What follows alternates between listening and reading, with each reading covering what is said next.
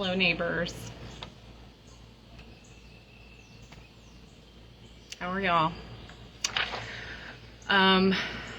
Sorry I started a minute or so late. I was very annoyed because I was checking my Facebook to make sure that my Porch Talk post had posted. I don't know why. I normally don't do that because it said on Instagram that it had shared to Facebook. And it didn't. I looked at my page and it's just not there. So I don't really understand how Meta still can't work across these two platforms when they own both of them. But anyway, first world problems, very stupid. But I hope everybody knows I will do these Porch Talks every Monday night before a commission meeting, unless otherwise, posted. Like if I'm completely out of, availability, whatever, don't have a signal, I'm out of town, whatever. So you guys will know that in advance. Otherwise, you can just count on it happening. So you can hop on Instagram at 7-ish, 7:01, and I'll be here. So, yeah, we will get started. This was a draft copy. That's why that's in red, because they just wanted to make sure they had all of the documents ready to post. They did. They're all up on the website. So we'll just get started. Let me just as a reminder say that to vote in the August 6th county general election, so that's our county mayor. I don't know if you guys have seen, but there's a guy named Mark Herndon that's running for county mayor. He is the only opponent of our current county mayor, and he's pretty rad, and just a real good, decent, kind human being. So I hope you guys check him out. But there's all the county races, county commission, school board. I think there's some judges and some other seats. So definitely take a look at your ballot if you want to get to know what those seats are and know the candidates. But voter registration deadline for that election is July the 7th, which is coming up. So please make sure you've got that on your radar. Check with all your friends. Make sure everything's current, up to date. It shows your current address, etc. And then that's also the same day that you'll vote in the primary for all the state seats. So yeah, that's very important. So item number 1, we're just going to have our monthly financial update with our CFO, Chris Pickle. Just getting us up to date. This is the last one we'll get before the end of this budget year. And so when she comes back in July, we'll have more final numbers on where we ended up at the end of the fiscal year. But we're on track. We are under where we on expenditures where we should be for the year. And, that was because of some belt tightening initiatives that we took because of the certified tax rate error that cost us almost $800,000 in anticipated revenue. So, yeah, you can tune in for that. That's only going to be discussed at the work session, as usual. Then we have item number 2, which is also discussion only at our work session. So this is a discussion about our sewage treatment plant. Did you guys know we still own a sewage treatment plant? We do, and it's not in Red Bank. It's in Chattanooga. It's off of Pineville Road, going off of Signal Mountain Road before you would turn to go to Baylor. And it's on Hudson Road, and we have owned it since we used to manage our own sewer utility. We used it then. And then when we handed that over, like everyone else did, all the other cities did in the county, handed it off to the county to be under WWTA, we leased out the sewage treatment plant to an environmental cleanup and hazardous waste cleanup company. And they've been paying us rent since 1995. So right now they are paying under $11,000 a year to lease that sewage treatment plant from us. So they got a pretty good deal when they signed that agreement with us back in 1995. But also included in that agreement was the option to purchase the property from us. And if they voiced that, we were obligated to sell it to them. Now, our city manager and our city attorney are going to go over some details around this because there were some issues with the title, blah, blah, blah. But all of that to say, they're going to talk about what the fair market value price or appraisal price came back at, because that's all we can ask for per the contract. And then they'll talk about the title issue and how that plays into this. And then basically they're just looking for city commission consensus to go ahead and move forward with selling the property to them. And they'll talk about some other details about the property itself. So if you're interested to hear about that, that's only in our work session at 5 o'clock. Item number 3, the final item that's only in our work session agenda is a belt tightening wrap-up presentation. So Mr. Granum will be talking about all the ways that we implemented belt tightening measures to pull back on expenditures, the hiring freeze that we implemented as of January 1 of this year, basically what kind of use of fund balance we had budgeted for last year, the loss of those almost $800,000 in revenues, and where we are looking to land as far as use of fund balance at this time after all of these efforts that staff have undergone to save money.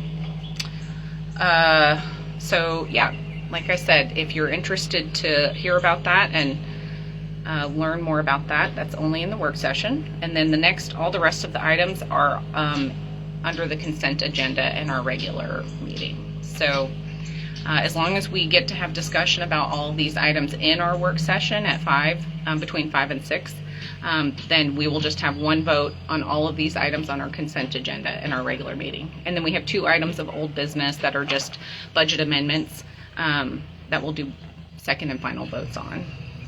But the first item on the consent agenda is the creation of a charter review board for a proposed charter referendum at the next general election. So if you guys, like me, particularly when I first decided to run for office almost 6 years ago, actually it was just like around this time 6 years ago, that I started trying to look at the website, which was from the 1990s, and didn't hardly have any clickable links. It did have the charter. I was able to look at it, and it was a complete mess. It didn't make any sense. It referenced amendments and updates, but none of those were included in the charter.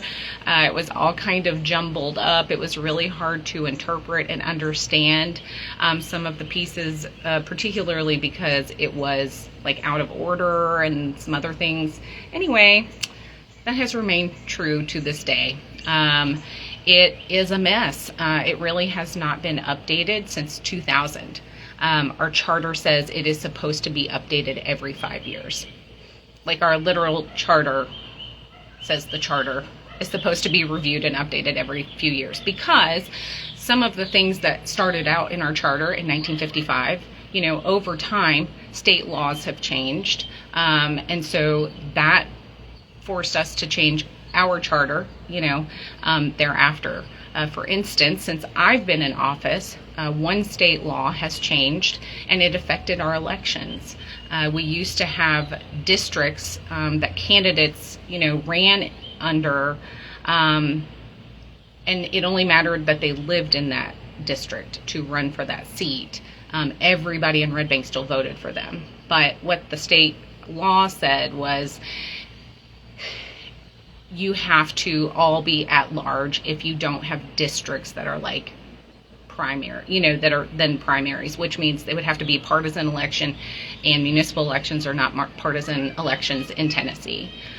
So we had to change that. Instead of running for seats, now everybody just runs at large, and you're like on the ballot, you just see a list of all of the candidates. So if there's 6 candidates and there's 3 seats, you vote for 3 of those 6, and then the 3 with the most votes wins. And that's how I ran. That's what my election was when I got reelected in 2024. So what we did, because our charter still has the district language in there, we voted on an ordinance to basically amend the charter with that new statutory language. However, the charter itself has not been updated to reflect that statutory change. So there's just a whole other slew of things like that. If you can imagine, it hasn't been updated in 26 years. I'm certain that there are other laws that passed that affected us over, that time. The cool thing about Red Bank is that we have what's called a home rule charter. We are one of only 14 cities in the state that have a home rule charter, 14 out of 345 cities. Pretty cool because it gives us a lot more local power and authority. So like in our charter, on the things that aren't like statutorily, what am I trying to say, required or mandated, we can change things. Like, for instance, our election process, let's just use that as an example. If the state hadn't changed that law, but we decided we wanted to just do away with the districts ourselves and just do at large, what we would have to do that is propose a charter referendum. And so that would be on a ballot. So usually a general election, or like an earlier in the year primary election if you need to get need it done fast. We would put that forth to the voters. Other cities that don't have a home rule charter have to make changes to their charter through the state legislature, which is like wild to me. Very cumbersome. It's where you talk about all these private acts and things. You hear about that, especially with the county commission. They have a private act, and there's some other things. And anyway, you have to go through a different process. The voters don't get to decide necessarily, like at the local level. So we're very lucky and very blessed that the folks who incorporated Red Bank had the foresight or luck, to decide on a home rule charter for us.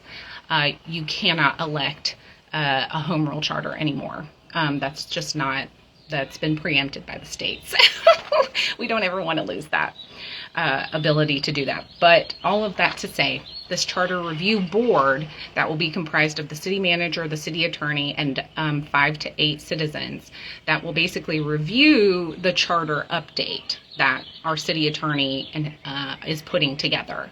That will update all of the statutory language, which will clean everything up, get it organized chronologically, make sure if there's references to amendments that that language is actually also included in the charter, and that there's no like blank spaces or gaps. So that they'll be looking at that, reviewing it, making sure it all sounds good and whatever. And then we can still vote by ordinance to update our charter that way, is my understanding.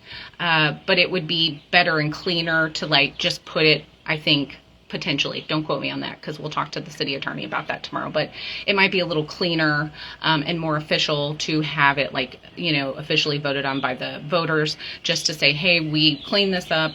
We just, need to update this, and we need y'all to vote yes on this to say, yeah, we want a cleaned up charter that's readable. Because right now, if you guys look at the charter that's online and you see those districts, somebody might think, hey, you guys are running your elections illegally. You're not doing them the right way because it doesn't contain the updated statutory language. So all of that to say, the charter is what rules us as a city. And so it really needs to be updated in a more timely manner, and it will be in the future. And hopefully we have some citizens who are interested in really wonky stuff like that want to volunteer to help out. And speaking of volunteers, our next item of business is appointing Katie Spurlock, a Red Bank resident, to the Nonprofit Citizen Advisory Board. We do have the last round of ARPA nonprofit micro grants coming up, and she will help serve in that capacity in reviewing those and making determinations of grant awards with the other nonprofit advisory board members. And then also on our consent agenda, we have an appointment of James Ryan to the Planning Commission by Commissioner Holmes. This is an agenda item. We don't vote on it because we all, 5 of us, vote on our planning commissioners ourselves. We appoint a planning commissioner, and then the agenda item is just for public notice. The commission doesn't actually vote on those members. Commissioner Holmes is having to appoint someone because her commissioner was not able to continue serving because he moved out of Red Bank. So he had to step down from the Planning Commission, and she's appointing someone to take his place. And then we have an item to accept the Tennessee Arts Commission FY27 Arts Education Project Support Grant of up to $13,500. Yay! We got a grant. No match, and this will cover art classes on a weekly basis year-round for this next fiscal year for our active older adults participants. We did apply for $25,000. We were hoping to be able to do like 2 a week, but we got $13,500, and we'll take it so that we can continue having regular art programming for our active older adults. So pretty cool about that. And then the final item is renew all citizen advisory boards. So you're going to be like, what are you talking about? You were just talking about all these citizen advisory boards and appointing a new person to it, to one of them. This was an oversight, and I did not even realize when we first voted on this ordinance to establish citizen advisory boards that we actually have something in our charter that says citizen advisory boards can be established from time to time, but with a time frame of, I can't remember, it was 3 or 5 years, and then they automatically expire unless the city commission votes to renew them. Well, they all expired in January, so we are going to vote to renew all of our citizen advisory boards because they all still are working and serving a purpose in our community at this point. After, like I was just talking about the Nonprofit Citizen Advisory Board, after we dispersed that last round of ARPA micro grants for our nonprofits, I don't know what that Citizen Advisory Board status will look like because I don't know if we are going to be able to have funds to continue to do micro grants to our nonprofits because those were specifically COVID relief funds. And because our nonprofits were stepping up big time during COVID to support our neighbors in need through utility assistance, rent assistance, food assistance, etc. We allocated some of our grant funds, our COVID relief grant funds, to give back to some of our nonprofits that have been serving our Red Bank neighbors. So anyway, all of that to say, we're renewing all of them for now, at least, and I think that's it. So if you guys don't have any questions, I'll let you go. See you tomorrow at 5 at our work session and 6 at our regular meeting. Good night.